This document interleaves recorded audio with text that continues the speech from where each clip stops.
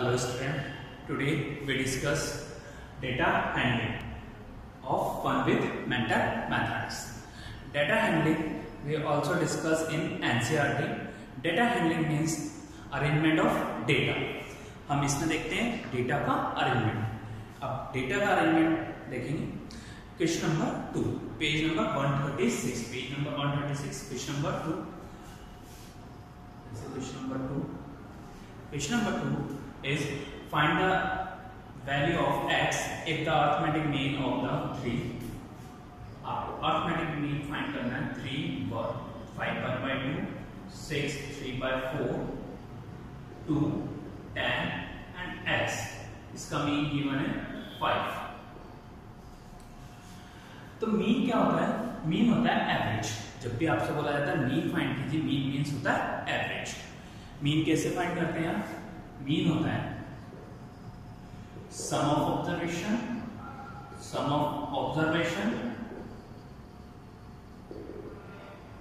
Upon number of observation. Sum of observation divided by number of observation. Mean is given. Mean क्या है? 5. Sum of observation इन numbers का sum करना है. तो 3 plus 5 1 by 2 plus 6 3 by 4 plus 2 plus 10 plus x divided by how many numbers? 1 2 3 4 5 6 divided by 6. तो mean given था इसने मीन रख दिया. ये तो आपको क्वेश्चन में क्या फाइंड करना होता है? मीन. तो हम इनका क्या होता है? सम करते हैं, डिवाइडेड बाय नंबर से कर देते हैं. जितने नंबर से उससे डिवाइड कर देते हैं. तो आपको क्या फाइंड हो जाता है? Mean. But in this question mean is given. Mean is 5. Find the value of x. तो इस क्वेश्चन में आप किसकी वैल्यू फाइंड करना चाहते हैं? x की. तो कैसे करेंगे? इस 6 पे इधर लिखिए नंबर. 5 6 जा 30. 6 goes to other side. It means LHS side. तो 6 multiplied by 5 is 30. 6 5 जा 30. Equals to 3 plus 2 plus 10. 3 plus 2 5. 5 plus 10 is 15. और the integer part जितने भी इंटीजर पार्ट थे हमें ऐड करने हैं. जो मिक्स फ्रैक्शन है उनको अलग कर देते हैं. 50 5 1 by 2 5 to the 10 plus 1 11 upon 2. This is a mixed fraction. Convert into the improper fraction. 6 4 is 24 plus 3 27 upon 4 plus x. हमें किसकी वैल्यू फाइंड करनी है? x की. तो x को इधर रखेंगे, बाकी डिजिट्स को शिफ्ट करेंगे अदर साइड. तो x की वैल्यू आएगी, इन सबको इधर शिफ्ट करते हैं. 30 पहले से इधर था, 15 इधर जाएगा तो -15 -11 by 2. जब भी कोई digit variable constant equals to के अदर साइड जाते हैं, इक्वल टू के अदर साइड जाते हैं, तो उनका साइन चेंज हो जाता है. प्लस के हैं तो माइनस में आएंगे, माइनस होगा तो प्लस में आएंगे. 11 by 2 -27 by 4. तो x इक्वल्स टू 30 -15 15 -11 अपॉन 2. 15 के नीचे कुछ नहीं, 1 अप्लाई कर सकते हैं. -27 अपॉन 4. नेक्स्ट, व्हेन जब फ्रैक्शन डिजिट होती है तब उनका सॉल्यूशन करने के लिए एडिशन और सब्ट्रैक्शन में हम क्या लेते हैं? नीचे वाले digit. It means taking the LCM of denominator. नीचे वाले डिजिट का हम क्या लेते हैं? एलसीएम. एलसीएम में 2 और 4 का एलसीएम होता है 4. एलसीएम क्या है इसका? 4. तो x की वैल्यू क्या रहेगी? 4 एलसीएम है. 1 के टेबल में 4 आता है 4 टाइम्स. 1 4 जा 4. तो 15 मल्टीप्लाई बाय 4. 15 को आप किससे मल्टीप्लाई करेंगे? 4 से. 2 2 जा 4. 2 के टेबल में 4 आता है 2 टाइम्स. तो देन 11 मल्टीप्लाई बाय 2 माइनस 4 के टेबल में 4 आता है 1 टाइम. तो 27 मल्टीप्लाई बाय 1. तो x इक्वल्स टू 15 4 जा 60 minus 11 2 is 22 minus 27 upon 4. X equals to 60 minus 49 upon 4. X equals to 60 minus 49 is 11 upon 4. Answer is 11 upon 4. This is solution of question number 2. तो mean कैसे find करते हैं? Mean find करने के लिए होता है sum of observation divided by number of observation. Mean is just like average. Mean means होता है एवरेज. तो हमने जितने भी नंबर्स हैं उनका सम किया डिवाइडेड बाय 6 करा. क्योंकि इसमें एक वेरिएबल आ रहा है x आ रहा है, इसलिए हमें x की वैल्यू फाइंड करनी है. तो x को वन साइड रखा, अदर्स नंबर्स को हमने शिफ्ट कर दिया RHS से. उसके थ्रू हमने क्या कर दिया? Solve. Next question, question number second, sorry third question, mode. अब एक क्वेश्चन हमने मीन का किया, मोड का करें। मीडियन आपकी क्लास में नहीं है, मीडियन नेक्स्ट क्लास में पढ़ेंगे आप।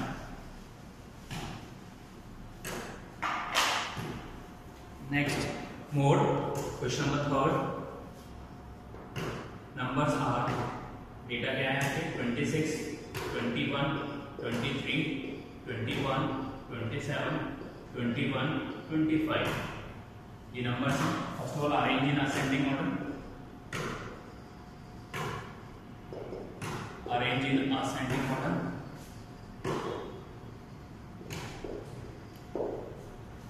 फर्स्ट नंबर का जब भी आप असेंडिंग ऑर्डर में करते हैं स्मॉल नंबर आता है, स्मॉल नंबर है 21, 3 times 21, 21, 21, next number 23, 25 and then 26। अब जब भी अरेंज हो जाते हैं नंबर, उसमें देखते हैं कोई नंबर कितने टाइम्स आ रहा है। 21 आ रहा है 3 times, 23 1 time, 25 is 1 time, 26 1 time. तो हाईएस्ट फ्रीक्वेंसी किसकी है 21। मोड क्या होता है, जिस नंबर की हाईएस्ट फ्रीक्वेंसी होती है वो कहलाता है mode.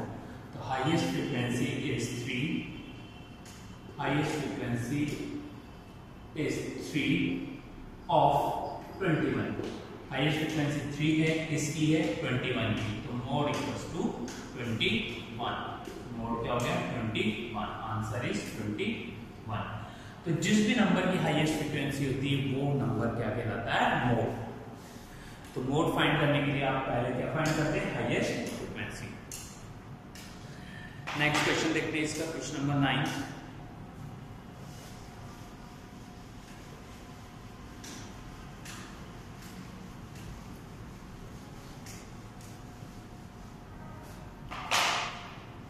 The mean of the 7 number is 9. This is question number 9. Mean of 7 number. Mean of 7 number is 9. आपको 7 नंबर का मीन दे रखा है 9. Let x1 plus x2, क्योंकि हमें नंबर्स गिवन नहीं है तो हमें एक वेरिएबल लेना पड़ेगा. That is x7 upon how many number 7. Sum of observation divided by number of observation. Sum क्या है, नंबर्स का सम कीजिए, डिवाइडेड बाय कितने नंबर है 7. इनका मीन क्या है 9. तो ये नंबर्स क्या हो जाएंगे एक्चुअली में, इस 7 के इधर लेके जाइए तो इन नंबर्स का सम क्या हो रहा है एक्चुअली में 9 into 7, 9 7 जा 63. तो नंबर्स का सम क्या 63. दिस इज इक्वेशन फर्स्ट, इसको दे देते हैं equation first. Next, one more number is added and the mean is still 9. अगर एक और नंबर इसमें ऐड हो जाता है तो ना फिर भी मीन देता है 9. देखते हैं आपका रहता है x1 plus x2 ऐसे कर दिया x8. नया नंबर कौन सा ऐड किया x8. मतलब पहले तक x7 तक था, एक और नंबर कर दिया 8. अब किससे डिवाइड होगा 8 से, because how many number of observation 8. Before only number of observation is 7, so divided by 8. New mean is also 9. इसका मीन क्या है 9. तो सेम 8 को लेके जाएंगे तो x1 plus x2 ऐसे 8 तक का सम क्या हो गया 9 8 जा 72. ऐसा 72. अब इन नंबर्स में सम था x7 तक का, इसका सम था 63, इसमें x8 तक आ गया, इनका सम है 72. तो अगर आप सेकेंड इक्वेशन में से फर्स्ट इक्वेशन को सब्ट्रैक्ट कर देते हैं तो x8 तक की नंबर्स में से x7 तक के नंबर सब्ट्रैक्ट कर देंगे तो ओनली कौन सा नंबर आ जाएगा x8. तो हम क्या करेंगे इक्वेशन 2 में से इक्वेशन 1 को सब्ट्रैक्ट करेंगे. तो यहाँ क्या था x, कौन सा नंबर आ जाएगा ओनली x8 और 72 माइनस कर आ जाएगा 63. तो x8 क्या आ जाएगा 9. Answer is 9. जब भी आपको कुछ नंबर्स गिवन होते हैं और उनका मीन गिवन है तो हम कैसे करेंगे sum of observation divided by number of observation equals to mean. हमने क्या कर लिया, इनका सम फाइंड कर लिया, इस 7 को इधर लेके गए तो डिजिट्स का सम कितना है 7, नंबर्स का सम था 63. ऐसे एक को नंबर आ गया 8 तो किससे डिवाइड करेंगे 8 से, क्योंकि टोटल नंबर्स कितने हैं 8, तो sum of observation divided by number of observation, इसका सम आ गया 72। अब सेकंड इक्वेशन में से इस फर्स्ट इक्वेशन को आप सब्ट्रैक्ट कर देंगे तो कौन सा नंबर आ जाएगा, ओनली x8, तो 72 में से 63 माइनस किया तो क्या रहेगा answer 9। Next question on the page number 137, graph देखते हैं हम। ग्राफ में कैसे रिप्रेजेंट करते हैं, आपको पहले से आता है ग्राफ, एनसीईआरटी में हमने कई ग्राफ ड्रॉ करे थे। आपके कोर्स में ओनली बार ग्राफ है, इसमें कई क्वेश्चंस लाइन ग्राफ के हैं, ठीक है, वो आपको नहीं करने। अगेन आई रिपीट, जैसे question number second pie chart के क्वेश्चन करना है आपको, ठीक है। Question number next pie chart के क्वेश्चन से लाइन ग्राफ के हैं, वो क्वेश्चंस आपको नहीं करने, ओनली बार ग्राफ से रिलेटेड क्वेश्चंस आपको करने हैं। तो let's first question number first, draw graph first on the y-axis, this one is the y-axis, this is the x-axis, horizontal is the x-axis and vertical is the y-axis। vertical side हम ले लेते हैं आपके amount ले लिया आपने। अब यहाँ क्या होगा, आपको अमाउंट गिवन है फर्स्ट 750, आपको क्या अमाउंट गिवन है, नेक्स्ट ईयर है 1986 टू 1987 में है, अमाउंट कितना था 7500 बिलियन, 87 टू 88 में है 8200। तो सबसे पहले आप क्या लेंगे, इसके बॉटम साइड को थोड़ा सा ड्रॉ करके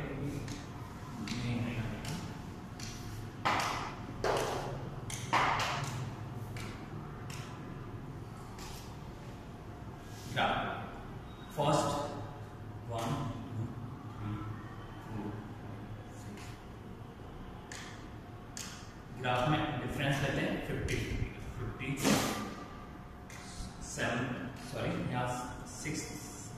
7000 से स्टार्ट कर दें या 6000 से स्टार्ट,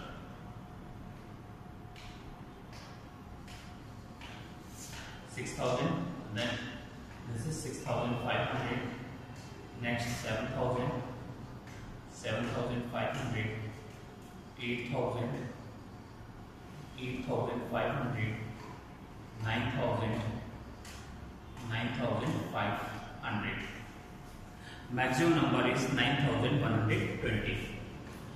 तो जैसे इसके लिए हमने क्या लिया अमाउंट, ईयर ले लेते हैं, first 86 to 87, next 87 to 88, 88 to 89, 89 to 90, and last 90 to 91, 90 to 91. So first 86 to 87, 7500. This is 7500. 86 to 87 में कितना अमाउंट था 7500 मिलियन। नेक्स्ट सबसे पहले मैं स्केल लिख लीजिए, स्केल आपने क्या लिया, एक्स एक्सिस पे कितना डिफरेंस है 500 का, तो 1 centimetre equals to 500 million rupees, 500 million.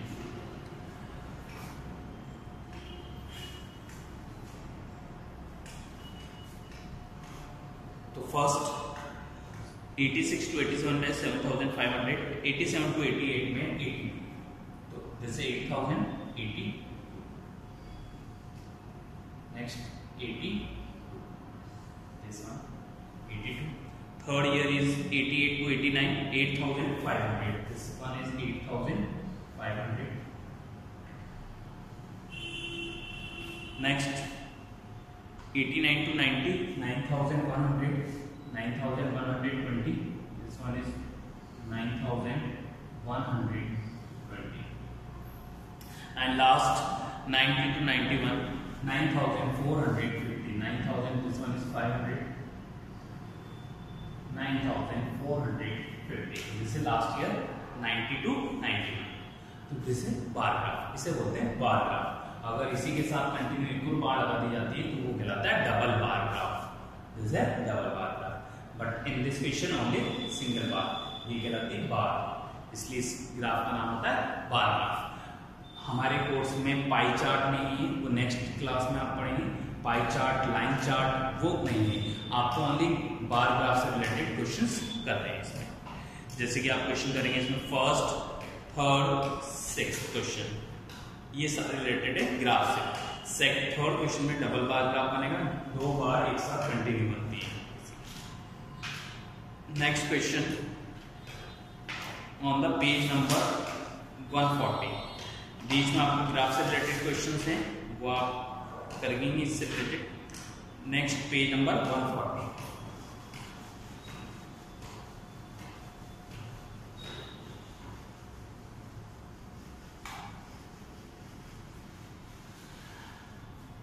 Page number 140 is related to probability. Probability क्या होती है? Probability is possibility. प्रोबेबिलिटी क्या होती है? पॉसिबिलिटी। जब भी हम कोई चीज को फाइंड करते हैं कि इस तरह का इवेंट होगा या नहीं होगा, उसे बोला जाता है पॉसिबिलिटी, और पॉसिबिलिटी को क्या बोला जाता है?